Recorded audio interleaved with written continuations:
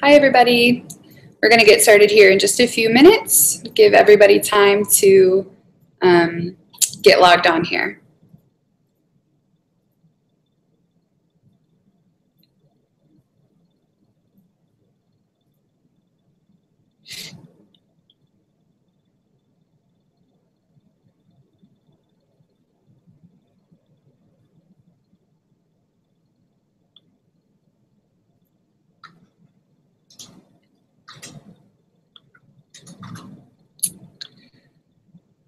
Okay, we will go ahead and get started. Hi and welcome everyone. Thanks for attending today's webinar on using YVC to fundraise. If you haven't yet, please say hello in the chat box so that we know who is attending. You can use this chat feature to ask questions, talk to each other, introduce yourself, so please make use of that. My name is Amanda Moser and I'm the Community Impact Leader at YVC headquarters. One of my primary roles at YVC is to support our affiliates in their fundraising efforts, providing tools and coaching on how to leverage the great work done by youth volunteers for greater community support and funding. So I'll share a little bit more about our many resources at the end of this webinar. I'm excited to introduce Cathi Duchon as today's presenter. Cathi is the recently retired CEO of the Ann Arbor YMCA, and that has hosted a YVC program since 1994. Cathi is a member of our International Board of Directors, and in addition to being an incredible advocate for Youth Volunteer Corps, she's helped position YVC at the Y as a powerful case for fundraising. Cathy's going to share that strategy with all of you today. So thank you, Cathi, and welcome. I'm going to turn it over to her now. Thank you, Amanda. Let me just test and be sure you can hear this. Amanda, everything okay on the technical side? I think so. Okay, so welcome all of you out there in the YVC world, and thank you for joining us today on this webinar that I'm calling Finding Funding, which is critical to all of us who are involved in YVC. And I appreciate you all taking the time as administrators. I know how much work it is to separate this half an hour or 45 minutes to be able to be involved in this. So we will get right to it.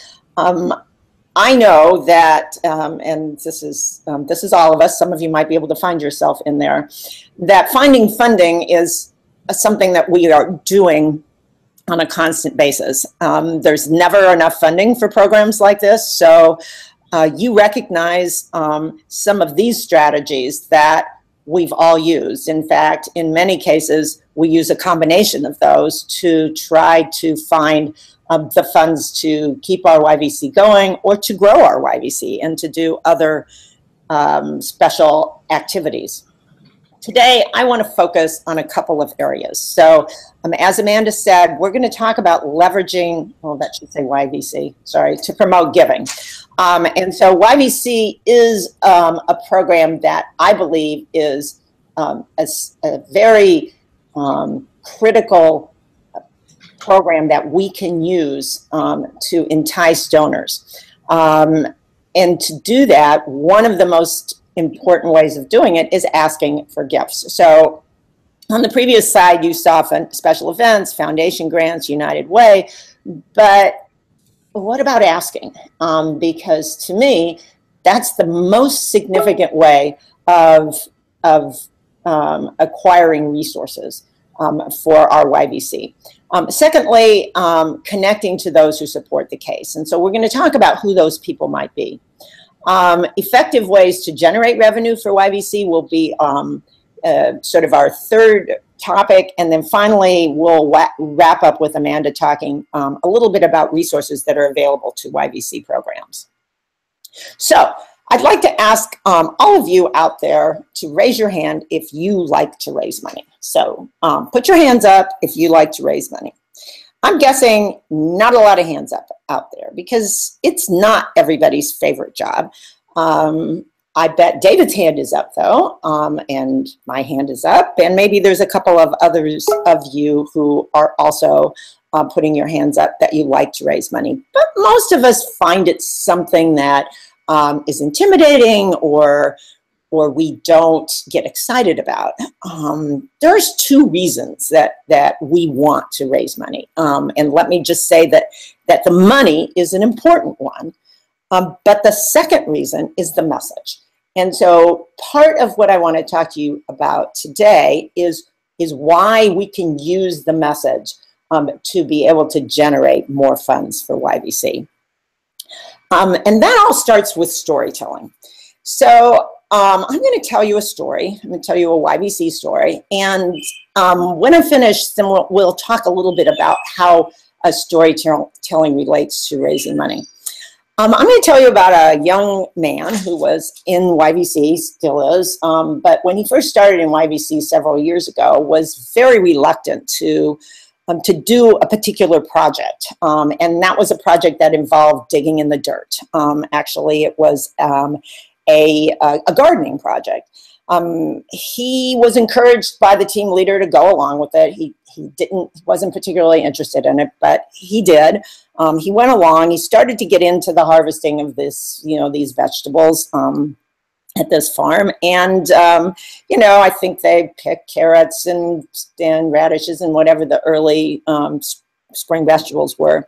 Then the group took the vegetables to the farmers market.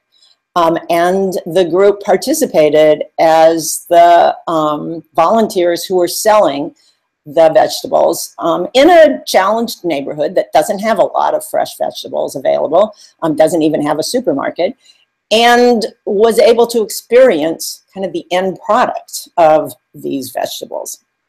At the end of the day, the youth volunteer was just overwhelmed with his feeling of accomplishment because he was able to see actually firsthand how he made a difference in a community. Now, I'm sure that many of you can relate to this story. Oh, and by the way, he's still involved in YVC, and he's a passionate enthusiast for our YVC program. Many of you have stories like this. You can relate to a story because you've had a personal relationship with it. There's hundreds of them. They go on every day, especially now with the summer program happening. These are the stories that you can talk about and you are comfortable with. You hear them, you see the kids, you're part of it. You can tell a story and be passionate, and that will generate excitement to the people that you're talking to. Your story develops a relationship. And even in the short story that I just told, we developed a relationship with this young man, hearing how he changed, how he felt good about being a part of the community. This is what happens when you're talking to someone who you're trying to get excited about our program. That relationship that you've just created by telling a story will be the basis of support and will be the basis of potential ongoing support and financial support. So, let's move on and talk for a second. And this isn't a fundraising seminar. This is, how to use YVC to raise money, however. Basically, in fundraising, you need four things. I mean, more than that, but these are the ones we're going to focus on today. You need a case, and we have a case. We have the most amazing case, and we'll talk about the variations of that case a little bit later on. But we have a case that that people can get excited about. Hey, Kathy. Yeah. Can I introduce you interrupt you really quickly? We need you to pull your slides up. Right now we're seeing your face and we can't see your slideshow. Okay, so the slides are showing on my screen. Okay, let's try that. How long have you not been able to see them? Huh? How long have you not been able to see them? We haven't been able to see them. At all? No, I'm sorry. Oh, okay. Let me try it again. Can you still just see me? Mm-hmm. All right. I am not really sure. Hang tight for technical difficulties, folks.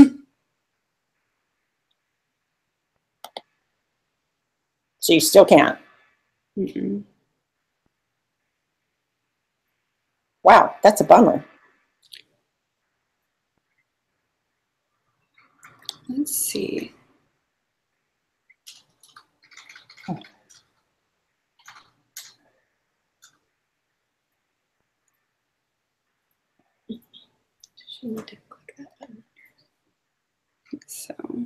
So it was okay before. Yep. Give us just a second, folks. Did you turn my camera off? I just did. Do you want to try the screen share feature again? Is that helping? I'll try it. Screen share says opening. Screen share says opening, although the other one didn't come back. So let me cancel the one we had and try to redo it.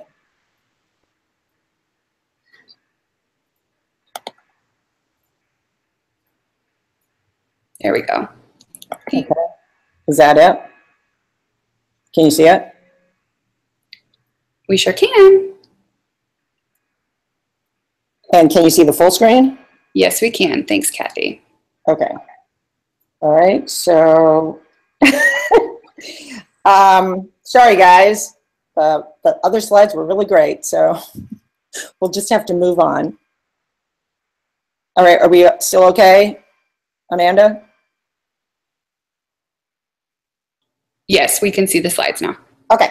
All right. So basically, fundraising, as I said, 4 points.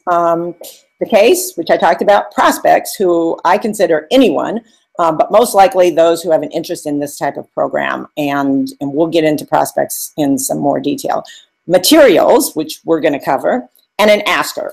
And that asker is you, plus one other person. And we'll talk about that in a second as well. Let's talk about the case.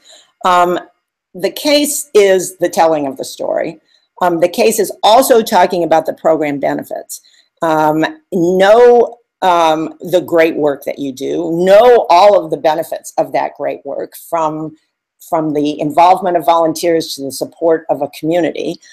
But be very clear that you know what they are. That's part of the case. Relate to the prospect. You're going to find out what the interest is of these prospects, and you will be able to key in your story to what their particular interest is.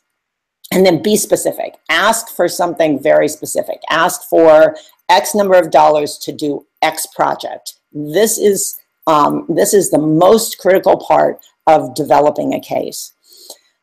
Materials are also critical. And so one of the things that I'd like to share with you are samples of materials that we've used to specifically raise money for the YVC program in the YMCA. The one in particular that we love is what we call case cards. These are individual cards. And you have a link to those cards. I think up in your corner, there's an eye that's circled. You can link to the actual cards if you click on that, or if you don't see that in your show, the links are also in the description of this video. Right underneath, there's another link to these materials. And I'm going to show you the case cards in a second. The important pieces of the case cards are, one, a compelling photo, and that really generally tells a story. Include with it, though, a story. Include with it giving levels, and I'll show you what that means in a second. And make it simple and make it slick. It's something that you will use when you visit someone, or you will use when you put something in the mail. This is an example of a case card. This is actually the size of it. It is a compelling photo. It tells the story about 2 youth volunteers, and it includes a quote. And it includes a quote from youth volunteers. Really simple and quick, and something that will attract your donors when you visit them. Included on that case card, on the other side of it, is a list of what the money does. And so you're able to say, you know, if you will give me $500, we can provide van transportation for 2 weeks for a youth volunteer project. Or your $1,000 will help support 30 hours of service. So you can, you know, come up with those levels on your own, but I would give a variety of levels so that you're able to tailor your ask to to what a specific need is, or what a specific donor might be interested in providing, and go from high to low. You know, go higher if you want, but be really specific in terms of what the money does, because donors are really more interested now in giving to very specific efforts in a project or in a program. This is a second sample text. So there are two material options that you're going to look at. One is the case card. The other is a threefold, and YVC was a piece of a larger fundraising. There's a photo in there, as well as this sample text. I'm including the text here on the slideshow because I just want you to see how important it is that you talk about what a specific volunteer feels when they're participating in a project in the community. This adds to the story and adds to your ability to leverage YVC and to show others what their support can do for a young person. Again, that's the materials. Hopefully you can access them and you can adapt them to your own program. And it isn't an expensive thing to put together, but it's a really important thing to have. So, you know, the question is, how do you do it? My personal preference is to do it face-to-face. Now, that's not always practical, and maybe, you know, it's not always your favorite. But when you can meet with someone and you can look at them, asking them for $500, asking them for $1,000 is much more compelling when you do it face-to-face. So that would be, it's number one on this list, and it's the number one way to be successful. You can do it on the phone, and there are many very successful phone-a-thons that we do to raise this money. Again, not nearly as successful as face-to-face, or just a phone call to a specific targeted individual rather than a phone-a-thon. But again, they can't see the compelling photo that you're showing, and they can't really see your excitement and your passion. So, you know, phone second. In a mailing, and you know, many times we target specific individuals, particularly parents of youth volunteers, and we do that sometimes on the phone and sometimes in a mailing. And these case cards, or even the brochure, that's the second example of materials here, fit into an envelope. And so with a letter, this particular case card and an ask within a mailing is another option. Again, know who you're sending them to, and make sure you're sending them to people who have a relationship, or with whom you know, YVC would resonate. And then there's email, and in an email you can send the case card. You can also send a video clip, and that maybe stimulates their interest and their excitement. You know, the second one and the fourth one I would do as an introduction to get you to the face-to-face, because with a phone call, you can ask them if you can come in and talk to them, and the same way with an email. But if you have to do an ask those ways, again, less effective than if you do it face-to-face. In the end, you just have to ask. And, you know, going back to the other ways of fundraising that we referred to and that we're all very familiar with, the special events, the foundation grants, you know, those all take an enormous amount of time, especially special events. Foundation grants take time to hear back. The ask, the direct ask, is the most effective and actually the most efficient way to get funding. And it does tell your story and lets people know what you're doing in the community and how valuable a service you're providing. And then you have to ask for specific amounts. When you ask someone for money, if you just say, we'd love your support, you could easily get, a go away number. Be specific. When you know who you're asking, you know if they can be willing to give a $500 gift. And I would not be afraid to ask for that. You have a good case and a good reason for the $500 that you're asking. It is not out of line to ask for a stretch amount. Now, if you're asking for a teen for it or a younger generation, it might be beyond what they're interested in giving. But know your prospect and know that you can ask for a specific amount, especially if they have a specific interest. The next thing I want to do is look at who those prospects might be, and actually how YVC relates to your total community. So another way to leverage the word that we're using on this, YVC, is to think about the relationship of YVC programs to other areas in your community or other areas in your organization. Think of YVC as it's showing here as central, and many of the priorities in our community surround YVC. There's a lot of other side pieces to this that you can add from your experience and from your program. But here's a few that I suggest you think about, and they might not be where we usually think about going to find funding. Think about YVC as a service learning program, and what organizations, what foundations, what companies are interested in service learning or volunteerism. It's obvious that it's a volunteerism program.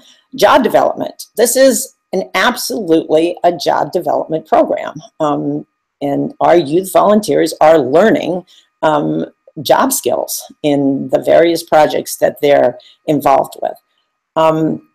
This is also a global learning opportunity. There are other areas of learning that go on in YVC that you can include in your program, and many of you do, that provide experiences to learn about the rest of the world.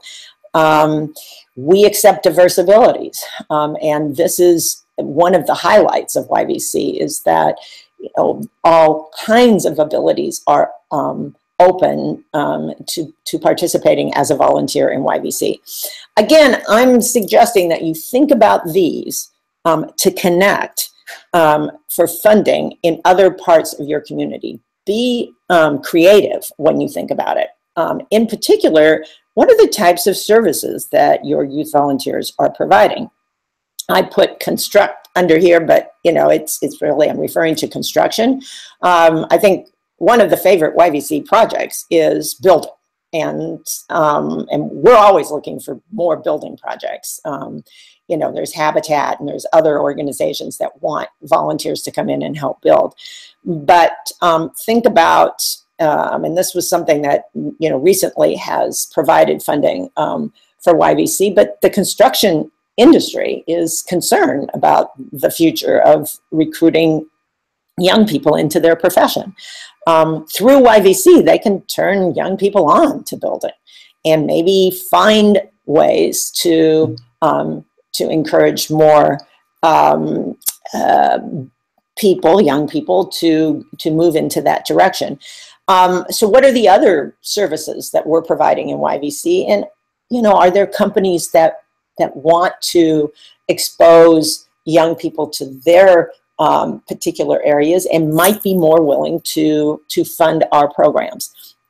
So if you think of us in this broad sense, and all of the little offshoots that come out of YVC, there are so many prospects, basically, so many places, so many connections that can be made to leverage, to utilize, to expose YVC to potential donors. And I think that all these businesses or other organizations will realize how they can benefit from YVC as well. And again, to deal with your prospects, get organized is my suggestion. Make a list of who they are. Determine who is the best person to do the asking. You know, maybe it's a board member from your YVC, maybe it's another staff member. You know, generally, volunteers asking other donors is one of the most effective ways to raise money. So it's possible that if you take a volunteer with you, or they can make contact for you to set up a conversation with a potential donor. Again, and I guess I've said this 3 times, ask for a specific amount and link it to a specific program need. So my message is to just do it. I mean, develop your materials, and we've got some samples here that you can take and just create your own, right straight from these. Set a goal of the number of people you're going to call per week, per month. You know, I'm going to do 1 a week, or I'm going to do 2 a month. Don't get overwhelmed, but, you know, make your list and then start checking it off. I suggest you practice, and I've done this with volunteers in particular, that the time that you tell the story and the time that you talk about how great your program is and what its benefits are, the next sentence is, would you consider making a gift to this organization? That's generally the hardest sentence to have articulated. And so the number of times you practice it really helps before you do it, either for the first time or even the 50th time. And here is my, you know, almost final pitch. And that is training a youth volunteer. And so I really believe that our youth volunteers are learning skills in the YVC program. And one of the skills that I think is important for us to teach them is asking for money. And it's again, an art, and it's a comfort level. And if we can begin to expose our youth volunteers to the practice of fundraising and the skill of fundraising, and the principles of fundraising that are successful, they'll get excited about it. And then they become us in the next generation. They become the people who are going to be asked to lead these kinds of efforts. So they're part of the asking team. And, you know, you can't generally, you just can't turn down a passionate youth who's talking about their program. So I would encourage you to bring that, that type of effort into your fundraising program. They are us, after all, going forward. And my last conversation I wanted to have with you was Youth Volunteer Corps and program revenue. So we've been talking about fundraising. We've been talking about the asking for money to support a program that is valuable to the community. But now I want you to reverse your thinking a little bit and think about YVC as a program that benefits an individual and a family. While it is a volunteer program, it still provides a learning experience for all of the youth that are involved. And you guys all know this. Think about the fact that we have participants in our programs that can afford to pay for the program. So it's not 100% necessary, and I hope those folks in Kansas City aren't screaming at me right now, to make it free. There are times when you can make it free if you have, you know, funding that allows you to do that and get it off of the ground. But I would say that it's a good idea to think about your program as a very valuable service. And And if you have families that can afford to share the cost of this program with you and with the other families, then it's a responsible thing to do to charge a small fee. And so when you consider YVC program fees, as we considered YVC program fees when I was at the Y, we considered them at a relatively low level, not the amount that it costs us to run the program, but at an amount that allowed us to provide the program to more young people. So we set a high fee and we set a low fee, and we put a couple of fees in between. Basically a sliding fee scale that's not based on anything except the participants' choice of what they pay. You allow them to pay the amount that they choose. So let's just take an example. Let's say, we're going to charge $50, and then we also have the option of 30, and we have the option of 10. And the participant picks the one that they can afford. And I have to tell you that it's been my experience that the majority choose the fairly, what they can fairly afford, and most of them choose the higher level. It does give you, again, revenue to expand your program and to do more with it. And that, I believe, is my final word for today. I want to thank you all for listening, and I want to also thank Amanda for her technology expertise, and turn it back over to her for sharing some other materials or finding out if there's questions. Great. Thank you, Cathi. Thanks, everyone, for your patience with our technical difficulties. This is new for us to run webinars and new for us to do it through this platform. So we're glad to get the kinks worked out, and we certainly appreciate your patience. So I do want to give everyone the opportunity to ask questions if you have them. The chat feature is available.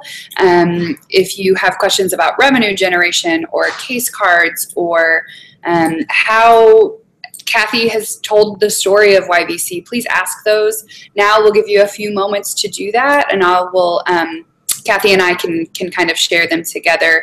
So please take a minute if you have time to ask questions if you have them. So we'll give you just a few minutes to do that.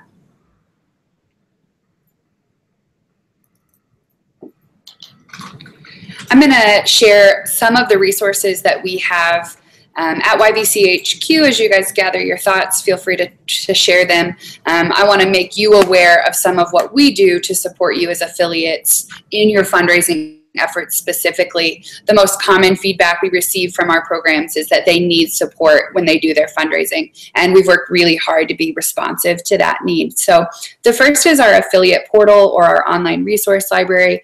Each of your program directors, and many of you will have access to this. You have a username and a password.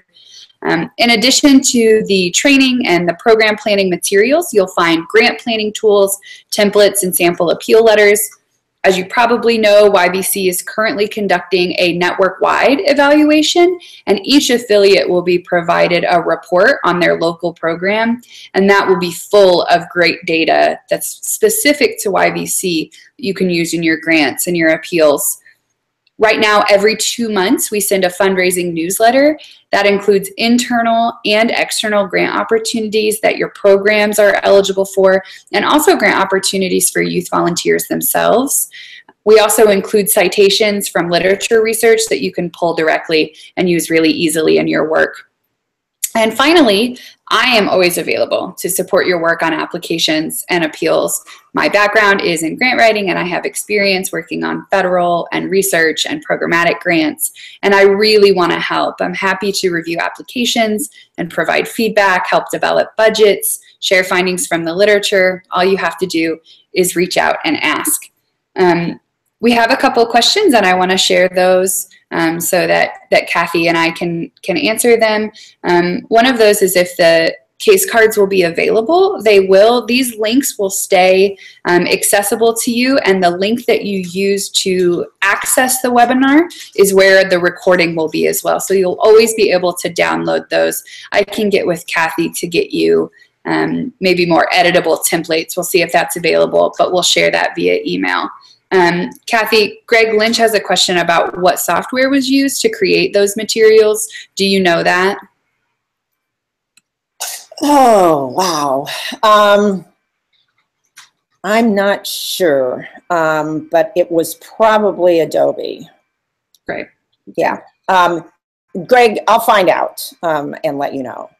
And if you need a downloadable actual PDF of it or another. Great. We also have getting some feedback here, just a second.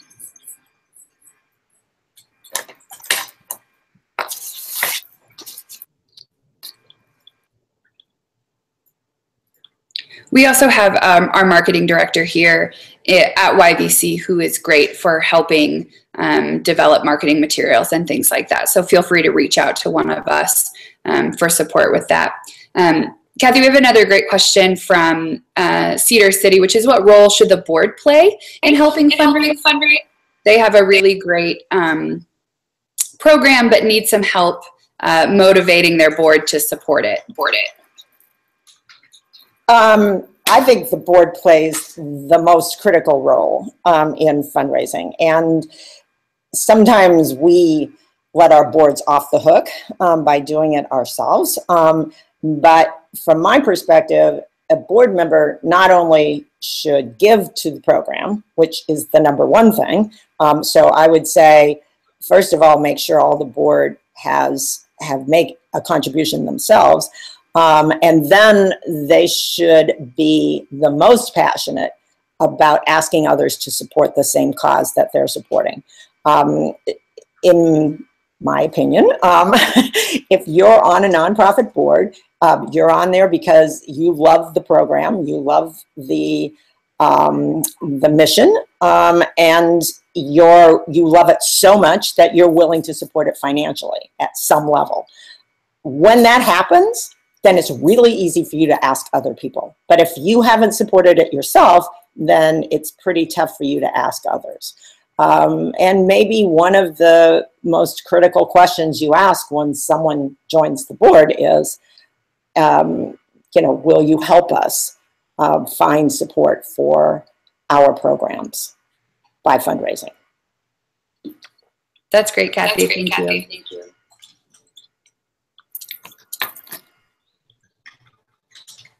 Another question that got asked in the chat is about using dashboards to track grants.